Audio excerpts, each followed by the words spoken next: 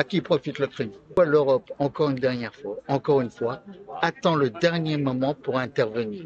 Alors, ce n'est pas contre le peuple turc que les Européens doivent intervenir, parce que le peuple turc est un grand peuple. C'est contre Erdogan, qui est un dictateur et qui amène avec lui, encore une fois, les frères musulmans, qui va financer aussi tout ce qui est au niveau terrorisme en Europe, en Afrique du Nord, et il est là le danger. C'est ce financement occulte qu'il y a par ces mercenaires qu'il envoie et les massacres qu'ils font. Parce qu'on oublie quand même un peu trop vite, la dernière fois, lorsqu'il est rentré en Libye, ce qu'il a fait aux Yézidis. C'est un massacre qu'il y a eu et le monde s'est tu. Donc oui, c'est le plus grand danger en ce moment qu'il y a et l'Europe doit se réveiller parce que si elle ne se réveille pas, tous les pays de l'Afrique du Nord seront aussi touchés et obligatoirement l'Europe sera touchée. Donc il faut que, pour une fois, l'Europe soit ferme, unie et dise non à Erdogan.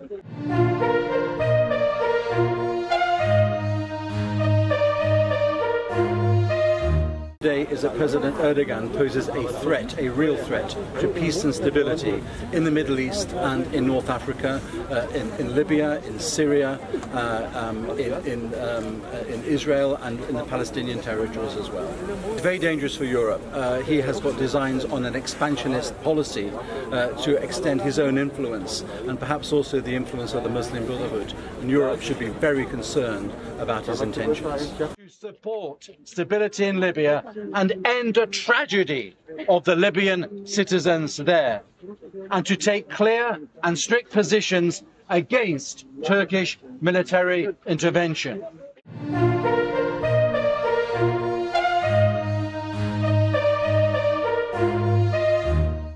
Nous sommes ici pour les dirigeants européens pour protéger nos pays et pour prendre une décision fatale contre le tyran Erdogan.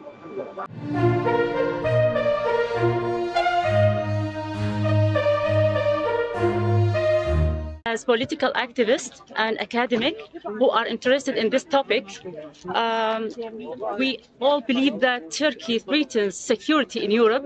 This is the first thing that we believe, and also the military interforce in Libya, in Iraq, in Syria also. Here we are asking European Parliament to support our decision to come here, because from Berlin to Belgium it is around 12 hours. For us this is not easy, but we have a mission and a message to say here. Please protect our Arab countries, please protect Libya from Turkey and from Erdogan.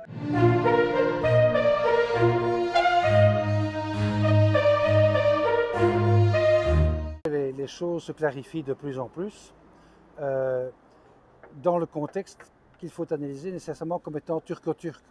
En réalité, ça fait plusieurs années maintenant que le président Erdogan est en nette perte de vitesse électorale en Turquie parce que les résultats économiques ne sont pas à la mesure des attentes du peuple turc. Et donc, il essaye de surcompenser ces pertes, qui lui a valu d'ailleurs la perte de la mairie d'Istanbul, dans les grandes villes.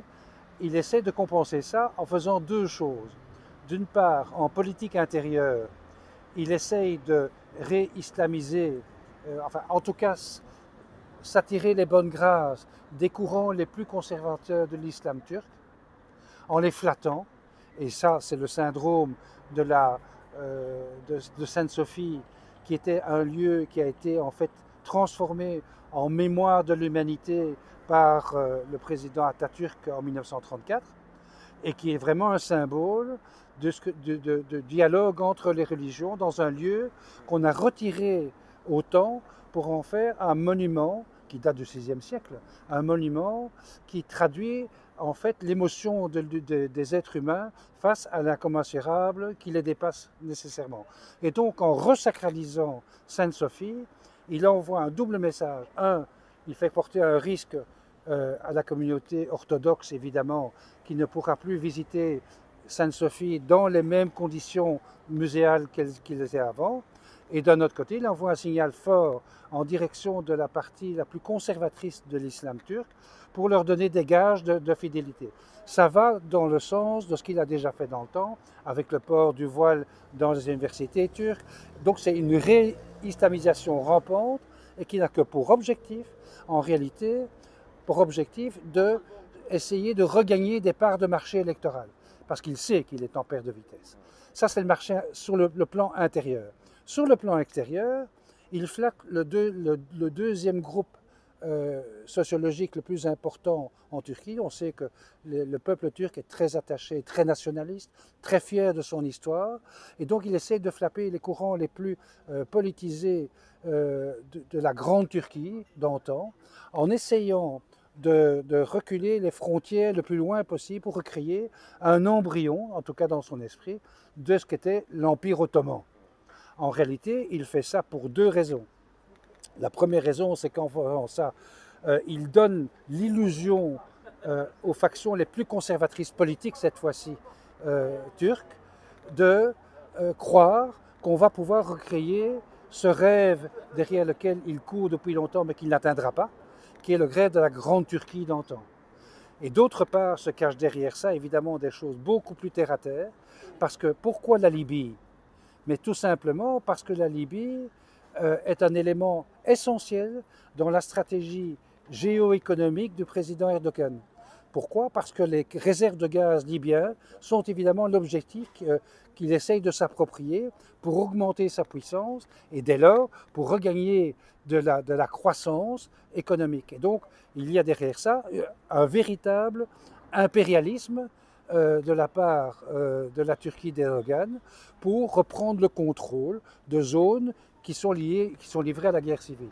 Et malgré le fait que la conférence de Berlin en janvier 2020, tant la Russie que les grandes puissances, que la Turquie, se sont engagées en réalité à chercher des solutions politiques et diplomatiques et pas des solutions armées. Or, il fait exactement le contraire.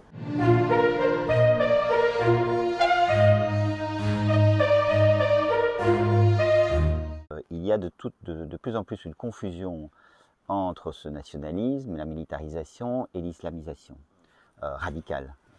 Donc il y a aujourd'hui par exemple la Diyanet est un instrument du nationalisme et aussi c'est radicalisé sur le plan religieux. Et donc c'est cette confusion-là, ce projet politique-là qui est effectivement inquiétant. Et qui est en compétition avec d'autres projets radicaux. Hein. On sait que l'Arabie Saoudite a son propre projet salafiste, on sait que le Qatar a son projet avec les frères musulmans, on sait que l'Iran a un projet qui est aussi un projet chiite radical.